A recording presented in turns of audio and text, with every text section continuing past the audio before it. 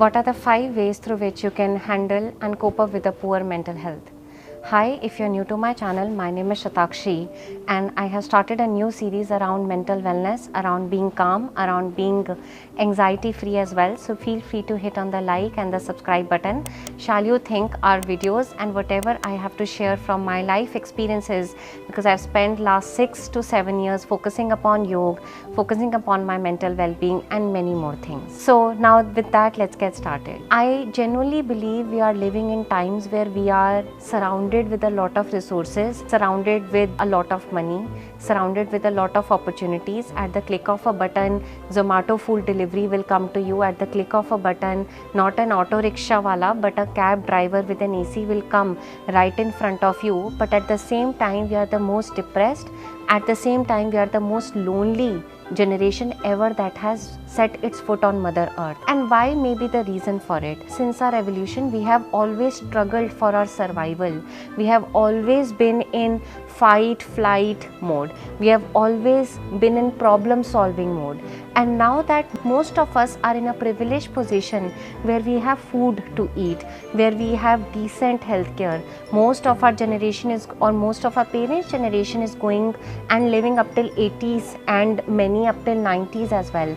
Previously, we have never seen that because we do not have a lot of problem to solve, and hence we are living in the most depressed and the loneliest generation, and hence we have to talk and solve for topics around mental wellness.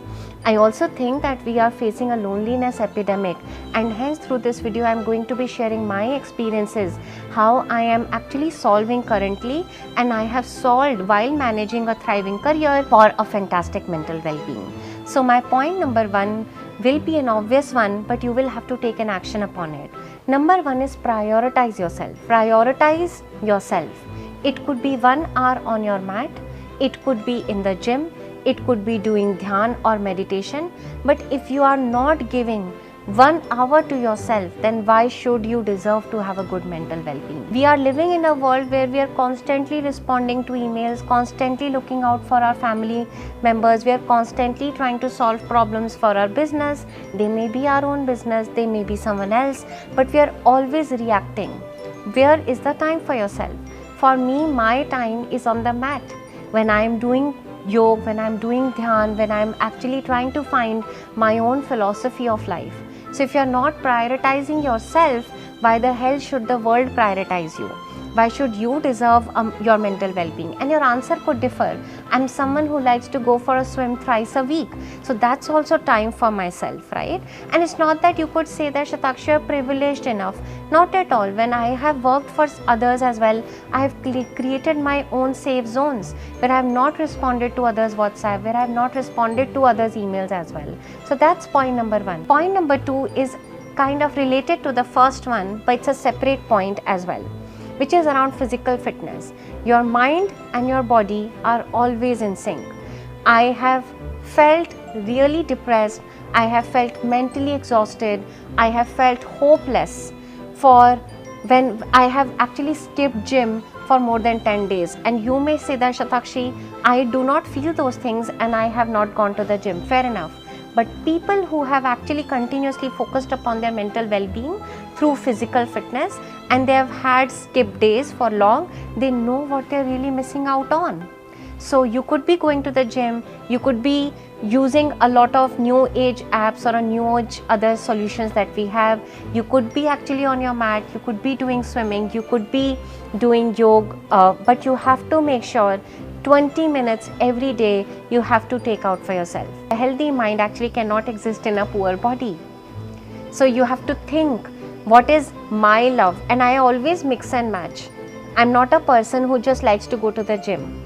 I'm a person who started with yoga and then added gym, and then at some stage I added swimming also, and now I do a combination of all 3. So find your first answer. It could be Zumba as well, Zumba dancing. And slowly and steadily you can have an hybrid approach so that you are not feeling fatigued with just one form over the other, but find your answer. That's the second method through which you could have a good mental health. The third one and the most important one, relationships. Who is the person through whom you get the most positive mental health? And who is that person with whom you get the worst or the negative mental health? If You have a loved one. Ideally, they say that you should avoid toxic people around yourself as much as realistically possible. But you can't say that I am going to cut off parents from my life, or I am going to cut off my partner from my life, or I am going to cut off siblings from my life. Realistically not possible. How do you manage it? Are you having conversations with them peacefully, calmly, helping them understand how do you feel about their behavior? So having positive relationships around yourself and cutting down on toxic negative relationship is a very good deep mantra to have a good positive mental health. With that, we move towards the fourth approach, and which is my favorite approach. In the world of psychology also, they say many a times you will face problems in life, and if you solve one problem, you will go on to face more milestones, or face more, not milestones, but obstacles in life. You will always have problems to solve. While you solve those problems, in Gita they say karm karta ja phal ki ichha mat rakh. In a way, that could be interpreted in a different approach as well, which is that once you accept the uncontrollable variables in the equation, you will become more peaceful in life. And the best case scenario is if you have a positive perspective towards those uncontrolled variables. In life, you can always see glass full or glass half empty. Many a times I have been frustrated in life. So for example, right now I am looking at almost 4 to 5 initiatives, and either you could be really sad, oh my god, I am really working hard and I am looking into 4 to 5 initiatives, or another approach is, oh my god, I am looking into 4 to 5 initiatives in life, something that I always wanted to do in life, right? So having that positive approach towards uncontrollable variable, understanding it is what it is as much as realistically possible. There are mosquitoes biting me, as I really wanted to be out in the sun and shoot this with all of you. Maybe, yay, I am shooting this finally in the sun and the mosquitoes are around me. So maybe at some point of time, I should feel cherished that I am talking to all of you. I got a chance to talk to all of you, but okay, we'll manage the mosquitoes. So that's how the life is. The last one is of course diet. You could be hitting the gym. They always say that your health is 80 to 90% diet and 10% your physical fitness. So what kind of food are you putting on the table? In yoga, they say there are 3 types of people: Satvik, Rajsvik and Tamsik. If you are always eating junk food, if you have Coke and Pepsi can on the table, you are eating pizzas, you are always eating frozen food, you are bound to have negative emotions, you are bound to feel depressed, you are bound to have a negative mental health. On the other hand, if you are eating healthy vegetables, ideally farm to fork, or if you are eating really good fruits, if you are making good smoothies, I have noticed this for myself. The moment I have started eating more raw things right from the nature, there is a lemon tree right behind me.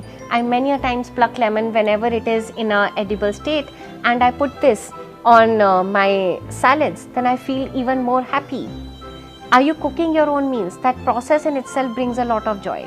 So yes, those are the 5 things through which you can work towards. Mental wellness is actually a journey. So number 1 is prioritizing yourself, making sure you are focusing upon yourself, you have me time zone. Number 2 is you are focusing upon your physical well-being, so that it impacts your mental well-being. Number 3 is your relationships, how you're managing relationships need active focus and active work all the time, and cutting down on toxic people. Number 4 is understanding and what the uncontrollable variables are in your life, and having a positive perspectives if at all possible. And the 5th one is diet. If you like this video, we have started a new initiative around globalmentalhealthinitiative.com, where we are working towards making sure that you have 100% chances to overcome your anxiety and your migraine. Shall you be interested, you can look into the link in the comment section. And of course, if you like this video, feel free to share it with your friends so that they also get a chance to actually balance their career along with a good mental well-being. And I'm going to see you all soon. Ciao, ciao, gracias. I'll see you very much soon.